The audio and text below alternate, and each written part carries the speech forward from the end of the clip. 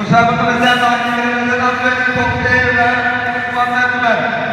Bayramımızda da bir tane yarışması var. Kare karşımızda olmadan alkışlarımızla yeni bölümüne sağlayacağız.